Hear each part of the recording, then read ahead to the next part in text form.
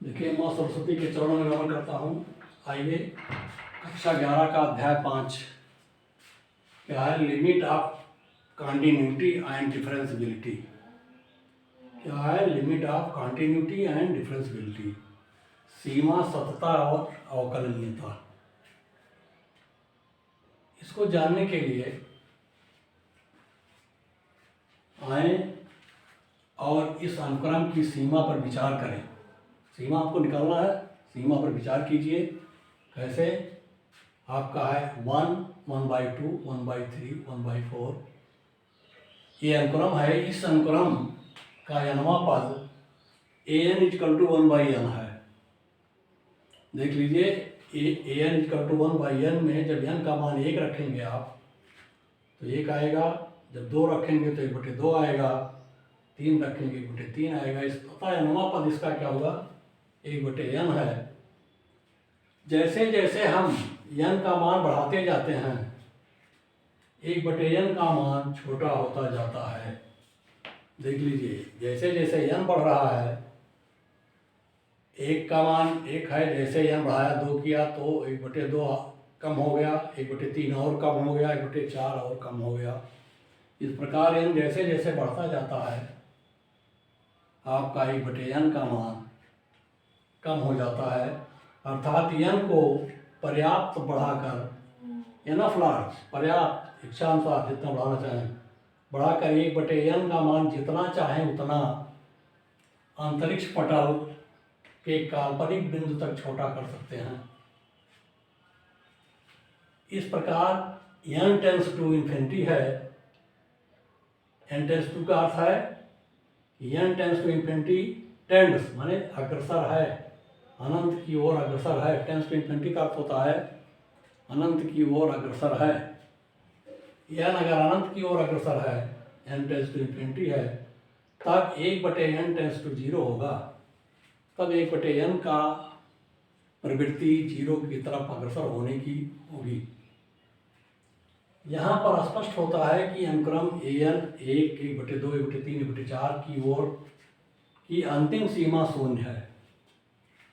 अंतिम सीमा क्या हो जाएगी? शून्य हो जाएगी। क्यों? क्योंकि tense to 1/n tense to 0 है। गणित की भाषा में इसे हम limit n tends to infinity an = 0 द्वारा प्रकट करते हैं। देखिए, यही लिमिट है आपकी, लिमिट 0। कहाँ पहुँच गए? n टेंस टू अगर इन्फिनिटी है, n जब टेंस टू इन्फिनिटी है तो an की सीमा, इस अनुक्रम की सीमा शून्य पहुँच जाती है, द्वारा प्रकट करते हैं। अब हम इसी प्रकार के एक और अनुक्रम पर विचार करते हैं। bn = 0, 1/2, 2/3, 3/4 ऐसो ऑन। तब इसका nवां पद = n-1/n है। जैसे जैसे n टेंस टू इन्फिनिटी होता है तब an = n/n-1/n होगा। अर्थात 1 - 1/infinity = 1 - 0, 1/infinity = 0 = 1 होगा। देख लीजिए, ऊपर वाले सीक्वेंस में an में n टेंस टू इन्फिनिटी था तो an 0 था। यहाँ देखिए an का मान क्या आ गया? 1 आ गया। यहाँ 0 आया, वहाँ दूसरे वाले अनुक्रम में 1 आ रहा है। अतः an टेंस टू 1 हो जाता है। n टेंस टू इन्फिनिटी दूसरे क्रम में, तब an का मान 1 हो जाता है।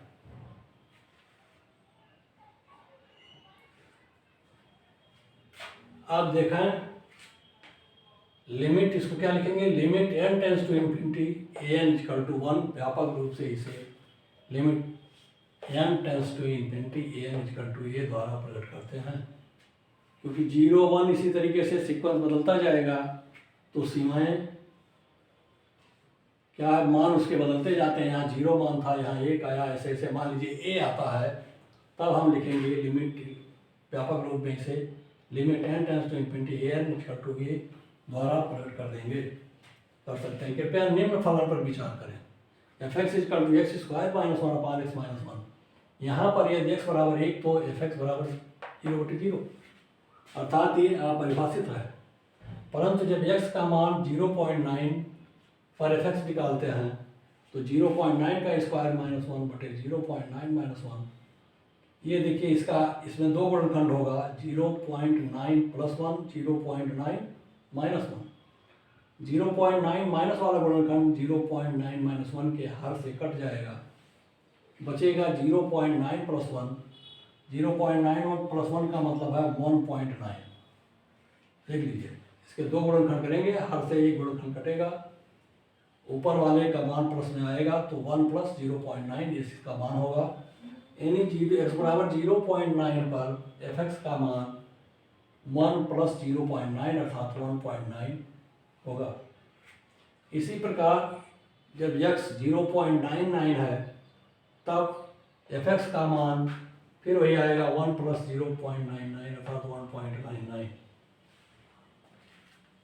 अब ये आप देख रहे हैं कि जैसे जैसे x का मान 0.9, 0.99, 0.999 टेंस टू 1, देखिए ये 1 की तरफ अग्रसर हो रहा है x, या फिर एक की ओर अग्रसर है। इस पर क्या है, fx का मान आता है 1.9, 1.99, 1.999, 1.999 टेंस टू 2 हो जाएगा, 2 की तरफ अग्रसर है।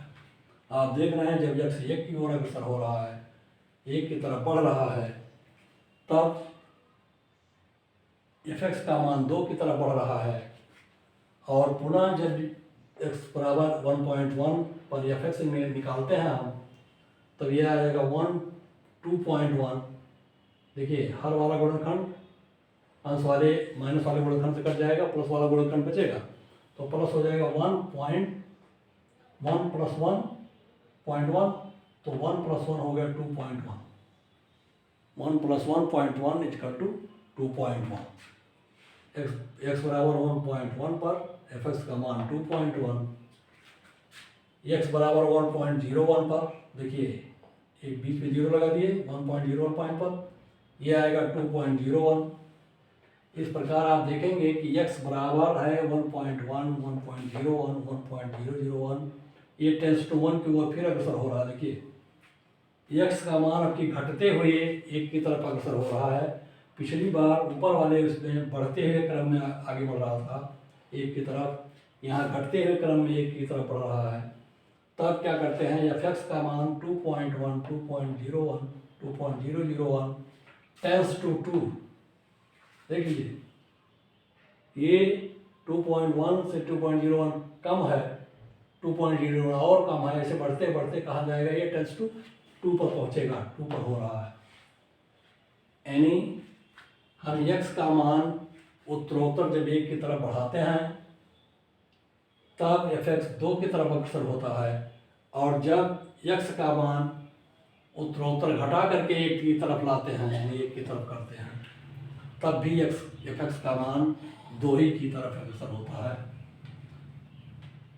इस प्रकार हम x टेंस टू 1 पर है, x टेंस टू 1 पर fx का मान टेंस टू 2 है, जिसे हम limit x tends to 1 x square minus 1 बटे x माइनस 1 इक्वल टू 2 लिखेंगे। क्या करेंगे, इतना लिखेंगे।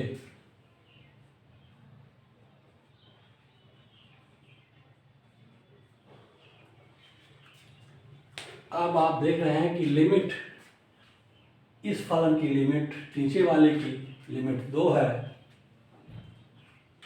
बीच में फलन जो n पर जिसका n-1 बटे n था, इसकी लिमिट आपकी मिली थी कितनी, 1 थी, और इसके ऊपर वाला n टेंस टू इन्फिनिटी का मान जब 0 था तो इसकी लिमिट 0 आई, n टेंस टू इन्फिनिटी पर 0, अंतिम सीमा इसकी 0 की तरफ है, 0 के अत्यंत नज़दीक है।